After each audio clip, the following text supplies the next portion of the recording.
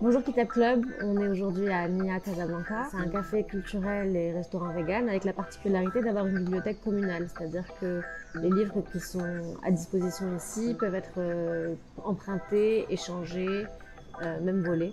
L'essentiel, c'est que les gens renouent avec la lecture. Avant le Covid, en fait, je travaillais dans la culture. J'ai travaillé pratiquement 10 ans dans le secteur culturel, en tant que journaliste culturelle, mais aussi en tant que consultante en ingénierie culturelle, de la promotion, de la production d'événements. Donc j'ai accompagné autant des institutions, des événements et des artistes dans leur développement que j'ai produit moi-même des artistes et des événements, que ce soit des projections de films, des concerts indépendants. Donc sur le féminisme, je partirais sur We Should All Be Feminists de Chimamanda Ngozi Adichie parce que c'est une petite base en fait que tout le monde peut lire. On parle de colère aussi, qui est un sujet qui me tient à cœur parce que c'est une émotion qui est diabolisée, qui sert très vite en fait à disqualifier le discours de quelqu'un alors que la colère peut être légitime et qu'elle peut être même constructive. Par rapport aux animaux, Aymeric Caron, antispéciste, c'est la base en fait. Pour moi, ça a été vraiment l'aboutissement d'une réflexion d'antispécisme. Et c'est passé par mon travail avec les chats, avec les animaux, de comprendre leur intériorité, leurs émotions et de réaliser que, en fait, l'antispécisme, c'est pour moi la base du véganisme parce qu'on se dit pourquoi est-ce qu'on mangerait sans problème un agneau et pas un chaton? Pourquoi est-ce qu'on va avoir de la peine pour la souffrance d'un chien et pas d'une vache, par exemple?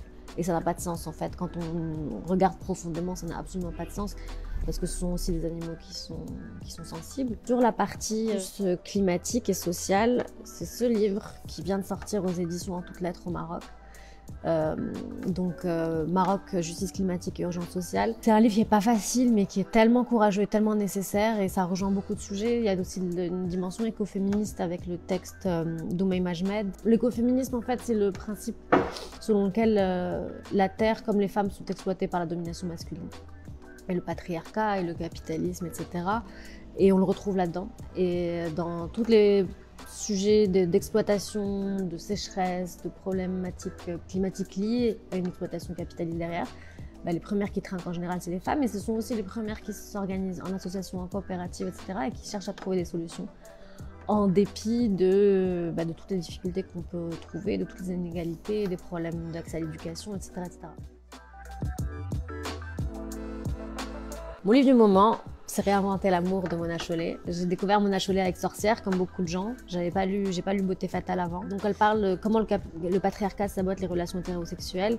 Et en fait, comment on est toujours dans une thématique féministe, forcément, parce que l'hétérosexualité est conçue toujours sur un modèle de domination. L'homme doit être dominant, la femme, d'ailleurs, le chapitre que je viens de démarrer, le titre me parle énormément.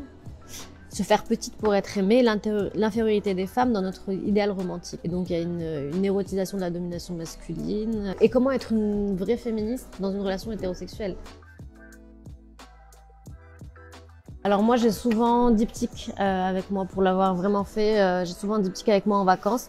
C'est pas forcément de la lecture légère, mais c'est un magazine auquel je tiens beaucoup. J'ai commencé à contribuer pour eux en 2018, je pense, mais depuis bien avant, je les suivais. C'est le magazine d'art contemporain africain d'Afrique, en fait. C'est le leader. Un truc que j'ai appris avec ma bibliothèque communale, c'est aussi le détachement. On a tendance à... Je sais que les gens qui aiment les livres ont tendance à être hyper accrochés à leurs bouquins et ne pas vouloir les laisser partir. Je suis heureuse quand les livres partent et qu'ils font leur vie ailleurs et je pense que c'est important de se détacher. Donnez les livres qui vous inspirent, qui vous plaisent, donnez envie aux gens. Je pense que les livres, c'est aussi une très belle manière de partager des choses. C'est le point de départ de beaucoup de discussions. Bon, voilà. Merci beaucoup, Shana. Merci.